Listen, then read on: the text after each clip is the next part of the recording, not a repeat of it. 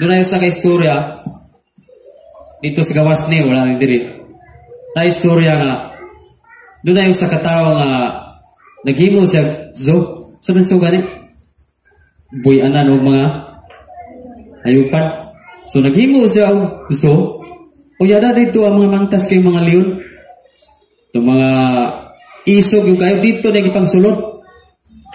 At kung kayo mga sawa, o mga elepante, ito mga ihalas yung mga hayupan. O niya karon papultahan niya. $200 ang pulta. Pagkakita ro sa mga tao, kay mahal man kayo. Wa sila musulod. Sa mahal raman kayo nang imuang zo. So karon gihimo sa tagiya nga $150 na lang gikuhaan og $50. Wa gihapoy ni sulod kay mahal lagi ko kuno kayo. So ang gihimo sa so para gyud nay mo sulod, ang gihimo sa himo ba sa so? Para nara gyud mo sulod. Gihimo 100. Gisigi yung pagamian. Iksoon, wala gihapoy ni sulod. Wala gihapoy ni sulod $100. Mahal lagi kuno kayo. Karon, iyon na tong usbon gina. Gihimo na lang ilaktor lang nato, gihimo na lang yun yung G's o $10. Di paabot siya. Daghan ako kayo ditong nagtanaw-tanaw kay $10 na lang. Wa gihapoy ni sulod. Kay mahalang nagyapon sila sa $10. O sa may gihimo ani nagtagiya gikuha ng pulta. Gikuha ng price ba? Wa na pulta libre. Kabalo may gisaon sa retabo kay libre man. Hurot ang panulod oy. Padaghanan ni sulod. Kay libre man. O sulod sila tanan. Daghan kayo nanulod dito. Aron, kay naka-idea magtagiya. Pag sulod nas mga tao dito tanan, gilakan man ang git. Paglak sa git, gipambuyan to mga leon. Di ang mga tao, naghuna-huna ang mga gawas. Kay nahadlok sila sa mga mangtas na sulod ng mga hayupan. Karon kay niya man tagiya, di mo kagawas kung di mo mubayad og $500. So sa may ending igsoon, pugos sila bayad sa 500 kay delikado na ang ilang kinabuhi. Imbes $200 ay ilang mabayan, nakabayad sila o $500. Mas dako pa noon silang nagasto tungod sa libre. So unsa may liso na tumakuha inigsoon, ayaw pagsalig sa libre.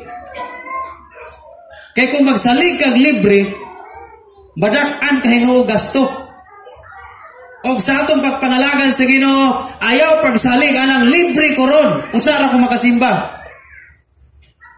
Delikado na igsoon. Daghang mga Kristohanon karon, isa libre koron, pastor, usara ko musimba kay may libre ko nga time. Mao ni ang makawala sa imong panalangin. Kanang magsalig lakag libre usa ka musimba.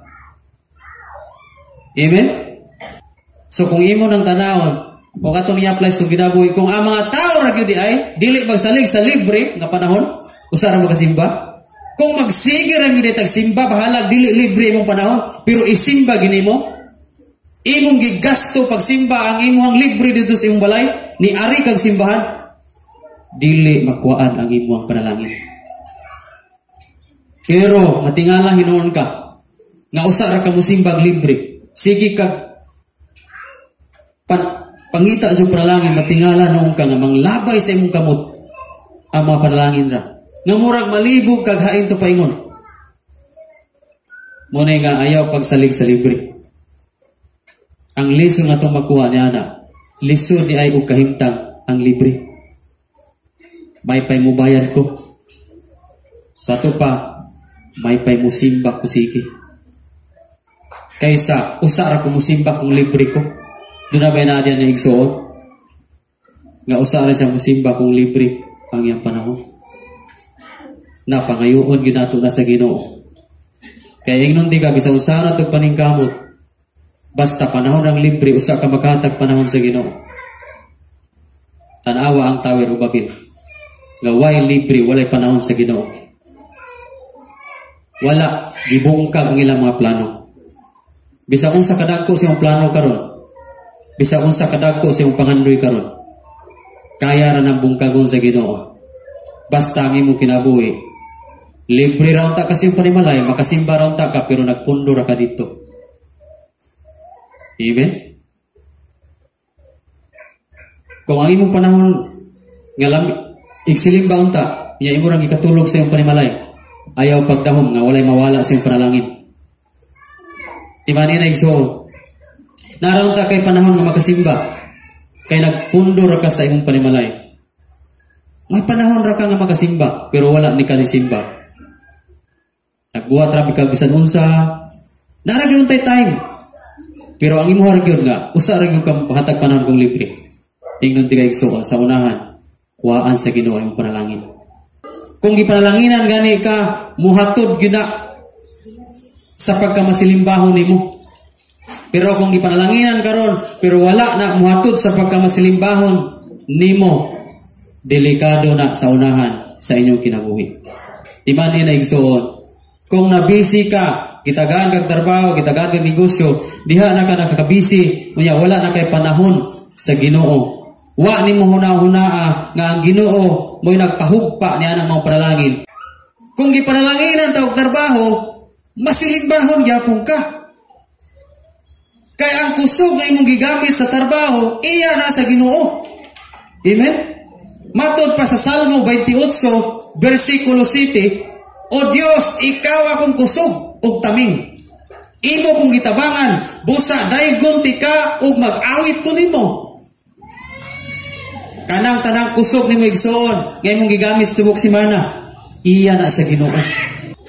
O bitaw ning kaning masilimbahon mo noy abti. Wala nung kay balatian. Pero kaninong dili ti kadto ang simbahan mo ni sige galuya. Sige yung tagkatulog, sige yung tagpahuway, pero sige kasakit.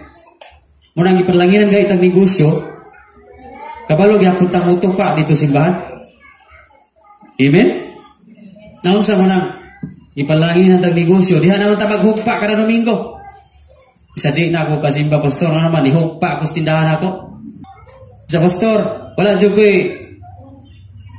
di jud ko ka simba. Ano naman, mihugpa ako sa labanan. Mihugpa ako sa royonon, mihugpa ako sa alagtuon, sa akong singlonon. Karon ra kiting bayad dito ko muhugpa usa. Kung gipanalanginan di ta, kabalo kitang mohatag og panahon sa Ginoo. Amen. Kaya ang tinuod nga kalipay naara dito sa presence ni Lord. Kaya ang tinuod nga abudansya kadtong naay presensya sa Ginoo. Muna tinuod nga abudansya. Bago sa manangdaghan ka kwarta, abudansya kayo kag kwarta, pero wala kay presensya sa Ginoo. Niyon ang usa ka vlogger, nakuktan ako ang bilyon, ang milyon, pero wa ko'y kalipay. Matod pang Manny Pacquiao, pareho sila sa Manny Pacquiao niyon po, nakakupot na kog bilyon, nakakupot na kog milyon, pero niyon sa Manny Pacquiao, pero nakaplagan ako ang tinuod katagbawan og kalipay sa tao, naa di sa presensya sa Ginoo. Nagtuo ang daghang tao karon nga kung wala sila time sa Ginoo, makabot nila ang kalipay, kalinaw sa pamilya. Nagtuo ang mga katawhan karon nga bisag di sila muhatag og panahon sa Ginoo, ang ilang pamilya masulbad ra sa kwarta. Magkasinabot ra sila, dili kana tinuod. Basta gani ang pamilya dagko tag planos kinabuhi, daghan tag pangandoy sa kinabuhi, pero kung wa tay time sa Ginoo, munang daghang kasamok nga niabot sa atong kinabuhi. Munang dias pamilya karon nga wa nagkasinabot. Tungod kay kanang pamilya ha, walay time kayo sa presensya sa Ginoo. Munang hinuklugi ginaigsuon. Ang kasama ka niabot sa inyong pamilya, basi gumika na, kay wala mo mga time sa Ginoo. So kung na-bless ka ni mga istorya, pakishare lang, arong daghan po nga masayod ini nga maong video. O niya, kung bago pa ka nga channel, ayaw kalimut sa pag-subscribe para updated ka sa daghan pa natong mga istorya o sambingay sa Kristuhanon nga dunay mga mura lesson sa kinabuhi.